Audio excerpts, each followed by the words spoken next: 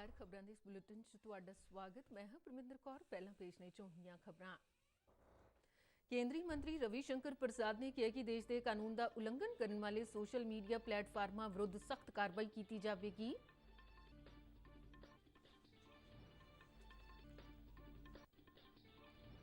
प्रधानमंत्री नरेंद्र मोदी 2 मार्च को maritime India शिखर सम्मेलन 2021 का उद्घाटन करेंगे। 24 देशों के तकरीबन 20,000 नुमाइंदियों के हिस्सा लैण की संभावना। गृह मंत्री अमित शाह ने कहा कि कोविड महामारी की स्थिति खत्म होने तो बाद नागरिकता मुहैया कराने का काम शुरू किया जाएगा। केंद्र वालों देश का पहला खिडौना मेला 27 फरवरी तो 2 मार्च तक। स्मृति ईरानी, रमेश पोखरियाल और पीयूष गोयल ने सांझे तौर पर भारतीय खिडौना मेले की वैबसाइट लॉन्च की।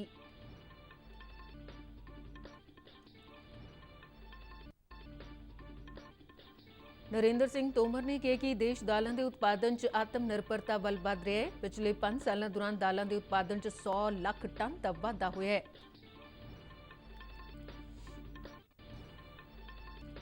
मुख चोण कमिश्नर सुनील अरोड़ा ने कहा कि देश च सुतंत्र और निरपक्ष चोणां करवाउणियां चोण कमिशन की जिम्मेवारी है।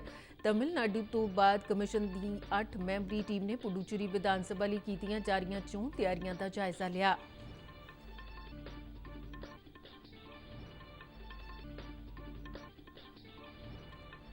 भारतीय जनता पार्टी वालों म्यूनिसिपल कारपोरेशन दीआं चोणां वास्ते मोहाली लई चोण मैनीफेस्टो जारी।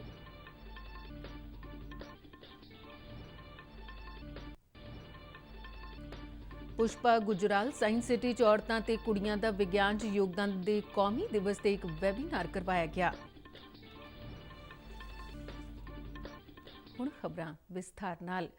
केंद्रीय इलैक्ट्रॉनिक ਅਤੇ सूचना तैक्नोलॉजी मंत्री रविशंकर प्रसाद ने कहा कि उन्होंने सोशल मीडिया प्लेटफार्मां विरुद्ध सख्त कार्रवाई की जाएगी जो देश के कानून का उल्लंघन करते पाए जाएंगे या फर्जी खबरां फैलाउण ਅਤੇ देश च हिंसा नूं उकसाउण की कार्रवाई च शामिल पाए जाते हैं। कल राज सभा च ट्विटर, फेसबुक, व्हाट्सएप और लिंक्डइन का नाम लैंदिआं उन्होंने कहा कि इन्हां प्लेटफार्मां के देश में ਲੱਖਾਂ फॉलोअर्स ने ਅਤੇ ਇਹ ਲੋਕ ਇੱਥੇ ਵਪਾਰ ਕਰਨ ਅਤੇ ਪੈਸਾ ਕਮਾਉਣ ਲਈ ਆਜ਼ਾਦ ਨੇ। उन्होंने कहा कि इन्हां प्लेटफार्मां नूं भारतीय संविधान के प्रबंधों का उल्लंघन करने की आग्या नहीं दी जाएगी। सोशल मीडिया की दुर्वरतों बारे राज सभा च पूछे गए एक सवाल के जवाब च रविशंकर ने कहा कि सोशल मीडिया ने आम आदमी नूं शक्तिशाली बनाया है और ये डिजिटल इंडिया प्रोग्राम च महत्वपूर्ण भूमिका निभाते हैं। उन्होंने कहा कि सुतंत्रता महत्वपूर्ण है पर बदला लैण और इतराजयोग समग्री नूं परोसना बिल्कुल भी मंजूर नहीं। एक वड्डे सोशल मीडिया प्लेटफॉर्म के ਵੱਖ-ਵੱਖ मानदंडों की चर्चा करदे रविशंकर प्रसाद ने कहा कि इसने पिछले महीने की 26 तारीख नूं लाल किले च वापरी हिंसा तो बाद नफरत फैलाउण वाले संदेश प्रसारित किए। उन्होंने कहा कि इस प्लेटफॉर्म विरुद्ध अमरीका की कैपिटल हिल में हुई हिंसक घटनावां ते संजम वाली नीति अपनाई गई सी। सोशल मीडिया का दुरुपयोग अगर हिंसा, फेक न्यूज, वैमनस्य बढ़ाने के लिए किया जाएगा तो कार्रवाई होगी, ये हम बहुत विनम्रता से कहना चाहते हैं। सर दूसरी बात, अगर सोशल मीडिया का दुरुपयोग करके कोई चुनाव को भ्रष्टाचार से प्रभावित करने की कोशिश करेगा तो सख्त कार्रवाई की जाएगी, यह भी हम कहना चाहते हैं। जहां तक आप फेक न्यूज का सवाल है सर, मित्रवर प्रकाश जी यहां बैठे हुए हैं सर, एक फेक न्यूज को बस्ट करने का हमने प्लेटफॉर्म बनाया हुआ है और जो फेक न्यूज डालते हैं तुरंत उसका करेक्शन भी यहीं आ जाता है। तो आज इस सदन के पटल से चाहे वो ट्विटर हो, चाहे वो फेसबुक हो, चाहे वो लिंक्डइन हो या कोई हो या व्हाट्सएप हो, मैं विनम्रता से आग्रह करूंगा भारत में आप काम करिए। आपके करोड़ों फॉलोअर हैं, हम उसका सम्मान करते हैं, पैसे भी कमाइए, लेकिन भारत के संविधान को आपको पालन करना होगा। प्रधानमंत्री नरेंद्र मोदी अगले महीने 2 मार्च को मैरीटाइम इंडिया शिखर सम्मेलन 2021 का उद्घाटन करेंगे। जहाज रानी और जल मार्ग मंत्री मनसुख मांडविया ने कहा कि शिखर सम्मेलन 24 देशों के तकरीबन 20,000 नुमाइंदे शामिल होंगे। उन्होंने कहा कि 3 दिनों तक चलने वाले इस शिखर सम्मेलन 400 तो वध प्रोजेक्टों का प्रदर्शन किया जाएगा। मांडविया ने आख्या कि सम्मेलन अंतरराष्ट्रीय सहयोग लिए एक शक्तिशाली मंच उपलब्ध कराने के नाल ही ज्ञान और मौकों के आदान प्रदान लिए भाईवाल देश इस विच शामिल हो रहे हैं। इस शिखर सम्मेलन का आयोजन जहाज रानी और जल मार्ग मंत्रालय वालों फिक्की के सहयोग नाल सांझे तौर पर किया जा रहा है। ਕੇਂਦਰੀ ਗ੍ਰਹਿ ਮੰਤਰੀ ਅਮਿਤ ਸ਼ਾਹ ਨੇ ਆਖਿਆ ਕਿ ਕੋਵਿਡ ਟੀਕਾਕਰਨ ਦੀ ਪ੍ਰਕਿਰਿਆ ਪੂਰੀ ਹੋਣ ਅਤੇ ਕੋਵਿਡ ਮਹਾਮਾਰੀ ਦੀ ਸਥਿਤੀ ਖਤਮ ਹੋਣ ਤੋਂ ਬਾਅਦ ਨਾਗਰਿਕਤਾ ਮੁਹੱਈਆ ਕਰਾਉਣ ਦਾ ਕੰਮ ਸ਼ੁਰੂ ਕੀਤਾ ਜਾਵੇਗਾ। ਪੱਛਮੀ ਬੰਗਾਲ ਦੇ ਉੱਤਰ 24 ਪਰਗਨਾ ਜ਼ਿਲ੍ਹੇ 'ਚ ਇੱਕ ਰੈਲੀ ਦੌਰਾਨ ਉਨ੍ਹਾਂ ਕਿਹਾ ਕਿ ਸਾਲ 2018 'ਚ ਭਾਰਤੀ ਜਨਤਾ ਪਾਰਟੀ ਵੱਲੋਂ ਕੀਤੇ ਗਏ ਵਾਅਦਿਆਂ ਅਨੁਸਾਰ ਨਾਗਰਿਕਤਾ ਮੁਹੱਈਆ ਕਰਵਾਈ ਜਾਏਗੀ। ਉਨ੍ਹਾਂ ਆਖਿਆ ਕਿ ਨਾਗਰਿਕਤਾ ਕਾਨੂੰਨ ਨਾਲ ਦੇਸ਼ ਵਿੱਚ ਮੁਸਲਮਾਨਾਂ ਦੀ ਨਾਗਰਿਕਤਾ ਪ੍ਰਭਾਵਿਤ ਨਹੀਂ ਹੋਵੇਗੀ। ਉਨ੍ਹਾਂ ਕਿਹਾ ਕਿ ਜੇਕਰ ਉਨ੍ਹਾਂ ਦੀ ਪਾਰਟੀ ਪੱਛਮੀ ਬੰਗਾਲ 'ਚ ਸੱਤਾ 'ਚ ਆਉਂਦੀ ਹੈ ਤਾਂ ਸ਼ਰਨਾਰਥੀ ਭਲਾਈ ਯੋਜਨਾ ਸ਼ੁਰੂ ਕੀਤੀ ਜਾਵੇਗੀ। ਕੇਂਦਰ ਸਰਕਾਰ ਦੇਸ਼ 'ਚ ਇਸੇ ਮਹੀਨੇ ਖਿਡੌਣਿਆਂ ਦੇ ਪਹਿਲੇ ਮੇਲੇ ਦਾ ਆਯੋਜਨ ਕਰੇਗਾ। ਇਹ ਮੇਲਾ 27 ਫਰਵਰੀ ਤੋਂ 2 ਮਾਰਚ ਤੱਕ ਚੱਲੇਗਾ।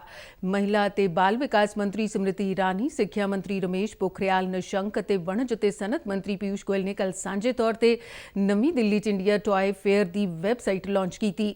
ਸਮ੍ਰਿਤੀ ਇਰਾਨੀ ਨੇ ਇਸ ਮੌਕੇ ਕਿਹਾ ਕਿ ਪ੍ਰਧਾਨ ਮੰਤਰੀ ਨਰਿੰਦਰ ਮੋਦੀ ਦੇ ਆਤਮ ਨਿਰਭਰ ਭਾਰਤ ਦੇ ਵਿਜ਼ਨ ਨੂੰ ਪੂਰਾ ਕਰਨ ਅਤੇ ਖਿਡੌਣਾ ਉਤਪਾਦਨ ਸਨਅਤ ਨੂੰ ਮਜ਼ਬੂਤ ਬਣਾਉਣ ਲਈ ਸਰਕਾਰ ਨੇ ਪਿਛਲੇ ਮਹੀਨੇ ਟਾਏ ਖੇਤਾਨ ਦਾ ਆਯੋਜਨ ਕੀਤਾ ਸੀ। ਉਨ੍ਹਾਂ ਕਿਹਾ ਕਿ ਹੱਥਾਂ ਨਾਲ ਬਣਾਏ ਜਾਣ ਵਾਲੇ ਖਿਡੌਣਿਆਂ ਦੇ ਖੇਤਰ 'ਚ 4000 ਉਦਮ ਦੇਸ਼ ਵਿੱਚ ਮੌਜੂਦ ਨੇ।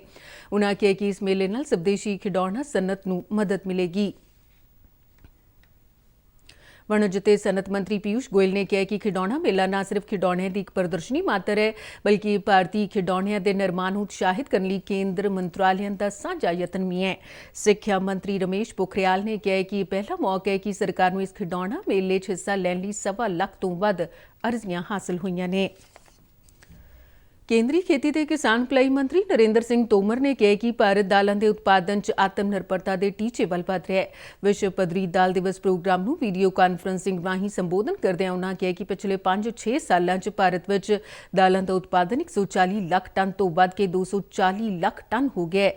ਤੋਮਰ ਨੇ ਕਿਹਾ ਕਿ ਇਹ ਵਾਧਾ ਦੇਸ਼ ਦੇ ਕਿਸਾਨਾਂ, ਵਿਗਿਆਨੀਆਂ ਅਤੇ ਕੇਂਦਰ ਸਰਕਾਰ ਦੀਆਂ ਕਿਸਾਨ ਪੱਖੀ ਨੀਤੀਆਂ ਕਾਰਨ ਸੰਭਵ ਹੋਇਆ ਹੈ। ਕੇਂਦਰੀ ਸੜਕੀ ਆਵਾਜਾਈ ਤੇ ਰਾਜਮਾਰਗ ਮੰਤਰੀ ਨਿਤਿਨ ਗਡਕਰੀ ਨੇ ਇਲੈਕਟ੍ਰਿਕ ਗੱਡੀਆਂ ਦੇ ਖੇਤਰ ਵਿੱਚ ਸਵਦੇਸ਼ੀ ਬੈਟਰੀ ਵਿਕਸਿਤ ਕਰਨ ਲਈ ਏਕੀਕ੍ਰਿਤ ਨਜ਼ਰੀਆ ਅਪਣਾਉਣ ਦਾ ਸੱਦਾ ਦਿੱਤਾ ਹੈ। ਨਵੀਂ ਦਿੱਲੀ 'ਚ ਇੱਕ ਸਮਾਰੋਹ ਦੌਰਾਨ ਉਨ੍ਹਾਂ ਕਿਹਾ ਕਿ ਭਾਰਤ ਵਿਸ਼ਵ 'ਚ ਇਸ ਖੇਤਰ 'ਚ ਮੋਹਰੀ ਭੂਮਿਕਾ ਨਿਭਾਉਣ ਦੀ ਦਿਸ਼ਾ ਵੱਲ ਵਧ ਰਿਹਾ ਹੈ। ਗਡਕਰੀ ਨੇ ਕਿਹਾ ਕਿ ਸਥਾਨਕ ਤੌਰ ਤੇ ਤਕਰੀਬਨ 81% ਲੀਥੀਅਮ ਬੈਟਰੀ ਘੱਟ ਕੀਮਤ ਤੇ ਉਪਲਬਧ ਹੈ ਤੇ ਇਸ ਸਦਕਾ ਵੱਡੀ ਪੱਧਰ ਤੇ ਰੁਜ਼ਗਾਰ ਦੇ ਮੌਕੇ ਪੈਦਾ ਹੁੰਦੇ ਨੇ। ਉਨ੍ਹਾਂ ਕਿਹਾ ਕਿ ਸ਼ੁਰੂ 'ਚ 1 ਕਰੋੜ ਗੱਡੀਆਂ ਦੇ ਨਵੀਂ ਵਾਹਨ ਸਕ੍ਰੈਪਿੰਗ ਨੀਤੀ ਅਧੀਨ ਨਕਾਰਾ ਹੋਣ ਦੀ ਸੰਭਾਵਨਾ ਹੈ, ਜਿਸ ਨਾਲ ਸਸਤਾ ਐਲਮੀਨੀਅਮ, ਤਾਂਬਾ, ਰਬੜ ਅਤੇ ਸਟੀਲ ਉਪਲਬਧ ਹੋਵੇਗਾ। ਮੁੱਖ ਚੋਣ ਕਮਿਸ਼ਨਰ ਸੁਨੀਲ ਅਰੋੜਾ ਨੇ ਕਿਹਾ ਕਿ ਦੇਸ਼ 'ਚ ਸੁਤੰਤਰ ਅਤੇ ਨਿਰਪੱਖ ਚੋਣਾਂ ਕਰਾਉਣੀਆਂ ਚੋਣ ਕਮਿਸ਼ਨ ਦੀ ਜ਼ਿੰਮੇਵਾਰੀ ਹੈ। ਤਮਿਲਨਾਡੂ ਵਿਧਾਨ ਸਭਾ ਲਈ ਚੋਣ ਤਿਆਰੀਆਂ ਦਾ ਜਾਇਜ਼ਾ ਲੈਣ ਤੋਂ ਬਾਅਦ ਕਮਿਸ਼ਨ ਦੀ 8 ਮੈਂਬਰੀ ਟੀਮ ਨੇ ਕੱਲ੍ਹ ਪੁਡੂਚੇਰੀ 'ਚ ਮਾਨਤਾ ਪ੍ਰਾਪਤ ਸਿਆਸੀ ਦਲਾਂ ਦੇ ਨੁਮਾਇੰਦਿਆਂ ਨਾਲ ਮੁਲਾਕਾਤ ਕੀਤੀ ਅਤੇ ਚੋਣਾਂ ਨੂੰ ਲੈ ਕੇ ਵਿਚਾਰ ਤੇ ਸੁਝਾਅ ਸਾਂਝੇ ਕੀਤੇ। ਕਮਿਸ਼ਨ ਦੀ ਟੀਮ ਨੇ ਪੁਡੂਚੇਰੀ ਦੇ ਮੁੱਖ ਚੋਣ ਅਧਿਕਾਰੀ ਅਤੇ ਪੁਲਿਸ ਦੇ ਸੀਨੀਅਰ ਅਧਿਕਾਰੀਆਂ ਨਾਲ ਵੀ ਗੱਲਬਾਤ ਕੀਤੀ। ਕਮਿਸ਼ਨ ਦੇ ਮੈਂਬਰ ਅੱਜ ਸੂਬੇ ਦੇ ਮੁੱਖ ਸਕੱਤਰ, ਗ੍ਰਹਿ ਸਕੱਤਰ ਅਤੇ ਹੋਰ ਅਧਿਕਾਰੀਆਂ ਨਾਲ ਚੋਣਾਂ ਨੂੰ ਲੈ ਕੇ ਗੱਲਬਾਤ ਕਰਨਗੇ। ਅਰੋੜਾ ਨੇ ਕਿਹਾ ਕਿ ਜਿੰਨਾ ਹੋਰ ਸੂਬਿਆਂ 'ਚ ਚੋਣਾਂ ਹੋ ਰਹੀਆਂ ਨੇ, ਉਨ੍ਹਾਂ 'ਚ ਚੋਣ ਪ੍ਰੋਗਰਾਮ ਦਾ ਐਲਾਨ ਚੋਣ ਤਿਆਰੀਆਂ ਦੀ ਸਮੀਖਿਆ ਮੁਕੰਮਲ ਹੋਣ ਤੋਂ ਬਾਅਦ ਕੀਤਾ ਜਾਵੇਗਾ। ਉਨ੍ਹਾਂ ਕਿਹਾ ਕਿ ਚੋਣ ਤਰੀਕਾਂ ਦਾ ਐਲਾਨ ਕਰਦੇ ਸਮੇਂ ਸੰਬੰਧਿਤ ਸੂਬਿਆਂ 'ਚ ਮਨਾਏ ਜਾਣ ਵਾਲੇ ਤਿਉਹਾਰਾਂ ਤੇ ਵਿਦਿਆਰਥੀਆਂ ਦੇ ਇਮਤਿਹਾਨਾਂ ਨੂੰ ਧਿਆਨ ਵਿੱਚ ਰੱਖਿਆ ਜਾਵੇਗਾ। ਅਰੋੜਾ ਨੇ ਦੱਸਿਆ ਕਿ ਤਮਿਲਨਾਡੂ ਦੇ ਕਈ ਸਿਆਸੀ ਆਗੂਆਂ ਨੇ ਵਿਧਾਨ ਸਭਾ ਚੋਣਾਂ ਲਈ ਪੁਆਈਆਂ ਜਾਣ ਵਾਲੀਆਂ ਵੋਟਾਂ ਦੀ ਗਿਣਤੀ ਵੋਟਿੰਗ ਖਤਮ ਹੋਣ ਤੋਂ 1-2 ਦਿਨ ਬਾਅਦ ਹੀ ਕਰਵਾਏ ਜਾਣ ਦਾ ਸੁਝਾਅ ਦਿੱਤਾ ਹੈ। ਉਨ੍ਹਾਂ ਕਿਹਾ ਕਿ 1 ਤੋਂ ਵੱਧ ਸੂਬਿਆਂ 'ਚ ਚੋਣਾਂ ਹੋਣ ਕਰਕੇ ਵੋਟਾਂ ਦੀ ਗਿਣਤੀ ਇੱਕੋ ਜਿਹੇ ਤਰੀਕੇ ਨਾਲ ਕੀਤੀ ਜਾਣੀ ਚਾਹੀਦੀ ਹੈ। ਉੱਤਰਾਖੰਡ ਦੇ ਚਮੌਲੀ ਜ਼ਿਲ੍ਹੇ 'ਚ ਤਪੋਵਨ ਸੁਰੰਗ 'ਚ ਫਸੇ ਲੋਕਾਂ ਦੀ ਭਾਲ ਅਤੇ ਬਚਾਅ ਕੰਮ ਫਿਰ ਤੋਂ ਸ਼ੁਰੂ ਕਰ ਦਿੱਤੇ ਗਏ ਨੇ। ਕੱਲ੍ਹ ਬਾਅਦ ਦੁਪਹਿਰ ਜਾਲੀ ਗੰਗਾ ਨਦੀ 'ਚ ਪਾਣੀ ਦਾ ਪੱਧਰ ਵਧਣ ਕਾਰਨ ਤਕਰੀਬਨ 1.5-2 ਘੰਟੇ ਤੱਕ ਬਚਾਅ ਤੇ ਰਾਹਤ ਕੰਮ ਰੋਕਣੇ ਪਏ ਸਨ। ਜ਼ਿਲ੍ਹਾ ਪ੍ਰਸ਼ਾਸਨ ਅਨੁਸਾਰ ਜਾਲੀ ਗੰਗਾ ਨਦੀ 'ਚ ਪਾਣੀ ਦਾ ਪੱਧਰ ਉੱਚਾ ਹੋਣ ਕਾਰਨ ਹੜ੍ਹ ਆਉਣ ਦੀ ਸਥਿਤੀ ਦਾ ਖਤਰਾ ਪੈਦਾ ਹੋ ਗਿਆ ਸੀ। ਤਪੋਵਨ ਦੇ ਆਲੇ-ਦੁਆਲੇ ਬਸੇ ਪਿੰਡਾਂ ਦੇ ਲੋਕਾਂ ਨੂੰ ਸੁਰੱਖਿਅਤ ਥਾਵਾਂ ਤੇ ਪਹੁੰਚਾਉਣ ਲਈ ITBP ਨੇ ਇੱਕ ਆਰਜ਼ੀ ਝੂਲਾ ਪੁਲ ਤਿਆਰ ਕੀਤਾ ਹੈ। ਉੱਤਰਾਖੰਡ ਦੀ ਰਾਜਪਾਲ ਬੇਬੀ ਮੌਰਿਆ ਨੇ ਆਫਤ ਪ੍ਰਭਾਵਿਤ ਇਲਾਕਿਆਂ ਦਾ ਦੌਰਾ ਕੀਤਾ ਤੇ ਅਧਿਕਾਰੀਆਂ ਨੂੰ ਰਾਹਤ ਤੇ ਬਚਾਅ ਕੰਮ ਤੇਜ਼ ਕਰਨ ਲਈ ਆਖਿਆ। ਇਸੇ ਦੌਰਾਨ ਇੱਕ ਹੋਰ ਵਿਅਕਤੀ ਦੀ ਲਾਸ਼ ਮਿਲਣ ਨਾਲ ਚਮੋਲੀ ਆਫਤ ਵਿੱਚ ਮਰਨ ਵਾਲਿਆਂ ਦੀ ਗਿਣਤੀ 35 ਹੋ ਗਈ ਹੈ। ਭਾਰਤ 26 ਦਿਨਾਂ 'ਚ 70 ਲੱਖ ਤੋਂ ਵੱਧ ਸਭ ਤੋਂ ਤੇਜ਼ ਕੋਵਿਡ-19 ਟੀਕਾਕਰਨ ਕਰਨ ਵਾਲਾ ਮੁਲਕ ਬਣ ਗਿਆ। ਕੇਂਦਰੀ ਸਿਹਤ ਮੰਤਰਾਲਾ ਅਨੁਸਾਰ ਅਮਰੀਕਾ ਨੂੰ ਇਸ ਕੰਮ 'ਚ 27 ਦਿਨ ਜਦਕਿ ਬਰਤਾਨੀਆ ਨੂੰ 48 ਦਿਨ ਲੱਗੇ ਸਨ। ਮੰਤਰਾਲਾ ਨੇ ਦੱਸਿਆ ਕਿ ਬੀਤੇ ਦਿਨ ਦੇਸ਼ 'ਚ 4,05,000 ਵਿਅਕਤੀਆਂ ਦਾ ਕਰੋਨਾ ਟੀਕਾਕਰਨ ਹੋਇਆ, ਜਿਸ ਮਗਰੋਂ ਕਰੋਨਾ ਟੀਕਾਕਰਨ ਕਰਾਉਣ ਵਾਲੇ ਲੋਕਾਂ ਦੀ ਕੁੱਲ ਗਿਣਤੀ 70,17,000 ਨੂੰ ਪਾਰ ਕਰ ਗਈ ਹੈ। ਮੰਤਰਾਲੇ ਨੇ ਦੱਸਿਆ ਕਿ ਰੋਜ਼ਾਨਾ ਟੀਕਾ ਲਗਾਉਣ ਵਾਲੇ ਲਾਭਪਾਤਰੀਆਂ ਦੀ ਗਿਣਤੀ ਲਗਾਤਾਰ ਵੱਧ ਰਹੀ ਹੈ। ਦੇਸ਼ ਦੇ 13 ਸੂਬਿਆਂ ਤੇ ਕੇਂਦਰ ਸ਼ਾਸਿਤ ਪ੍ਰਦੇਸ਼ਾਂ 'ਚ 65% ਸਿਹਤ ਕਾਮਿਆਂ ਦਾ ਟੀਕਾਕਰਨ ਹੋ ਚੁੱਕਾ चुके हैं। बिहार 'ਚ सब तो ਵੱਧ 79% रजिस्टर्ड सेहत कामियां ਦਾ ਟੀਕਾ ਮੁਕੰਮਲ ਹੋਇਆ, जबकि 7 सूबਿਆਂ ਤੇ ਕੇਂਦਰ ਸ਼ਾਸਿਤ ਪ੍ਰਦੇਸ਼ਾਂ 'ਚ सेहत कामियां ਦਾ ਟੀਕਾਕਰਨ 40% ਤੋਂ ਘੱਟ ਦਰਜ ਕੀਤਾ ਗਿਆ। ਦੇਸ਼ 'ਚ ਸਭ ਤੋਂ ਘੱਟ ਟੀਕਾਕਰਨ ਪੁਡੂਚੇਰੀ 'ਚ ਹੋਇਆ, ਜੋ 17.5% ਹੈ।